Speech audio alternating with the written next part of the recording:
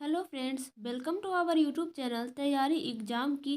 तो आज के इस वीडियो में हम क्लास 12th बायोलॉजी से यहाँ पे अध्याय है 14, ठीक है, पारितंत्र। तो इसमें हम लोग एनसीईआरटी बुक से एग्जाम रिलेटेड कुछ पीवीआई नोट्स देखने वाले हैं, ठीक है। तो आइए स्टार्ट करते हैं। तो जैसा कि आप लोग देख सकते हैं, हम यहाँ पे आ चुके हैं। देख लीजिए, परीक्षा उपयोगी कुछ महत्वपूर्ण प्रश्नोत्तर है, ठीक है। तो इसे आप लोग देख लें। देखिए, यहाँ पे प्रश्न दिया गया है, स्तर विन्यास किसे कहते हैं। उत्तर हो जाएगा, विभिन्न स्तरों पर विभिन्न प्रजातियों के ऊर्ध्वाधर वितरण को स्तर विन्यास कहते हैं, ठीक है। ओके, अब देखिए आगे का प्रश्न आता है यहाँ पे, प्राथमिक उत्पादन क्या है, लिखे। अगर ये प्रश्न परीक्षा में आ जाए तो आप लोग कैसे इसे लिखेंगे। उत्तर में लिखेंगे, प्राथमिक उत्पादन प्रकाश संश्लेषण के दौरान पादपों द्वारा एक निश्चित समयावधि यानी कि समय अवधि में प्रति इकाई क्षेत्र द्वारा उत्पन्न किए गए जैव मात्रा या कार्बनिक सामग्री की मात्रा है, ठीक है। अब देखिए यहाँ पे आगे के प्रश्न आते हैं, उत्पादकता किसे कहते हैं। उत्तर में हो जाएगा, जैव मात्रा के उत्पादन की दर को उत्पादकता कहते हैं, ठीक है। यहाँ पे देखिए नोट में एक बात लिखी गई है, एक पारिस्थितिक तंत्र की सकल प्राथमिक उत्पादकता प्रकाश संश्लेषण के दौरान कार्बनिक तत्व की उत्पादन दर होती है, ठीक है। आगे के प्रश्न है यहाँ पे, हमें नेट प्राथमिक उत्पादकता कब प्राप्त होती है, ठीक है। तो उत्तर में हो जाएगा, यदि हम सकल प्राथमिक उत्पादकता से श्वसन के दौरान हुई क्षति को घटा देते हैं तो हमें नेट प्राथमिक उत्पादकता प्राप्त होती है, ठीक है। आगे है यहाँ पे, द्वितीयक उत्पादकता को उपभोक्ताओं ने नए कार्बनिक तत्वों के निर्माण की दर के रूप में परिभाषित किया है। आगे के प्रश्न आते हैं यहाँ पे, अपघटन किसे कहते हैं। उत्तर हो जाएगा, अपघटन जटिल कार्बनिक सामग्री को अकार्बनिक तत्वों जैसे यहाँ पे है कार्बन डाइऑक्साइड, जल एवं पोषकों में खंडित करने में सहायता करते हैं और इस प्रक्रिया को अपघटन कहते हैं, ठीक है। आगे के प्रश्न है यहाँ पे, अपरद क्या है। उत्तर में हो जाएगा, पादपों के मृत अवशेष जैसे पत्तियां, छाल, फूल तथा प्राणियों पशुओं के मृत अवशेष मलादि सहित अपरद अपरद को क्या कहते हैं, डिट्राइटस, ठीक है, बनाते हैं, जो कि अपघटन के लिए कच्चे पदार्थों का काम करते हैं। आइए चलते हैं आगे के प्रश्न की तरफ। कह रहा है, खंडन किसे कहते हैं। उत्तर में हो जाएगा यहाँ पे अपरदाहारी, ठीक है, जैसे कि केचुए अपरद को छोटे छोटे कणों में खंडित कर देते हैं, इस प्रक्रिया को खंडन कहते हैं, ठीक है। आगे के प्रश्न है यहाँ पे बहुत ही महत्वपूर्ण है, निछालन प्रक्रिया क्या है। उत्तर में हो जाएगा, निछालन प्रक्रिया के अंतर्गत जल विलेय अकार्बनिक पोषक भूमि मृदा संस्तर में प्रविष्ट कर जाते हैं, ठीक, और अनुपलब्ध लवण के रूप में अवक्षेपित हो जाते हैं।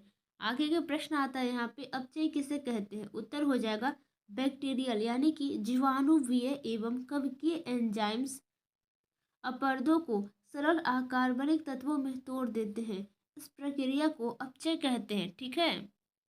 आगे के प्रश्न आते हैं यहाँ पे, ह्यूमस किसे कहते हैं। उत्तर हो जाएगा, ह्यूमिफिकेशन के द्वारा एक गहरे रंग के क्रिस्टल रहित तत्व का निर्माण होता है, जिसे ह्यूमस कहते हैं। आइए आगे चलते हैं। नोट में दिया गया यहाँ पे, ह्यूमस पुनः कुछ सूक्ष्म जीवों द्वारा खंडित होता है और जो खनिजीकरण नाम प्रक्रिया द्वारा अकार्बनिक पोषक उत्पन्न होते हैं उन्हें मुक्त करता है, ठीक है। आगे का प्रश्न आता है यहाँ पे, उत्पादक किसे कहते हैं।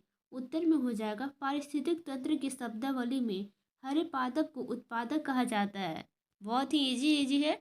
आगे के प्रश्न आते हैं, उपभोक्ता किसे कहते हैं। बहुत ही इम्पोर्टेंट है, आपको यहाँ आना चाहिए क्वेश्चन, ठीक है। उत्तर में हो जाएगा, सभी जीव अपनी आहार आवश्यकता के लिए प्रत्यक्ष या अप्रत्यक्ष रूप से पादपों पर निर्भर करते हैं, अतः इन्हें उपभोक्ता तथा परपोषित भी कहा जाता है। यहाँ पे नोट में है, प्राथमिक उपभोक्ता शाकाहारी या शाकभक्षी है।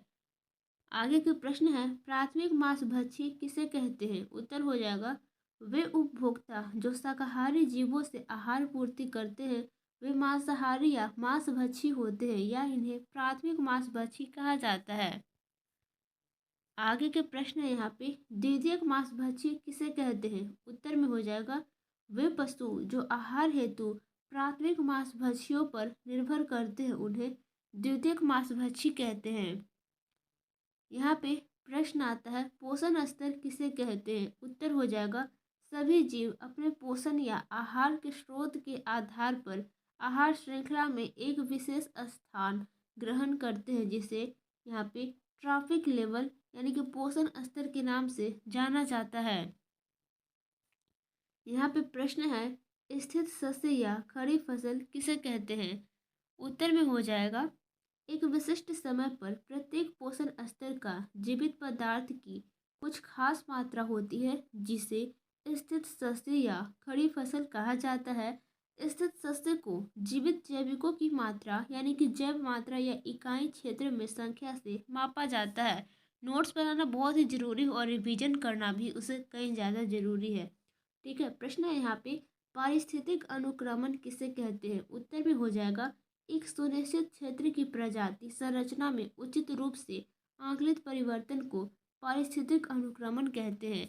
ठीक है, आगे के प्रश्न आते हैं यहाँ पे क्रमक किसे कहते हैं। उत्तर में हो जाएगा समुदाय का संपूर्ण क्रम जो दिए हुए क्षेत्र में सफलतापूर्वक परिवर्तित होता है उसे क्रमक कहते हैं। ठीक है, आगे के प्रश्न है यहाँ पे मूल अन्वेषक किसे कहते हैं। उत्तर में हो जाएगा वह प्रजाति जो खाली एवं नग्न क्षेत्र पर आक्रमण करती है उन्हें मूल अन्वेषक प्रजाति कहा जाता है।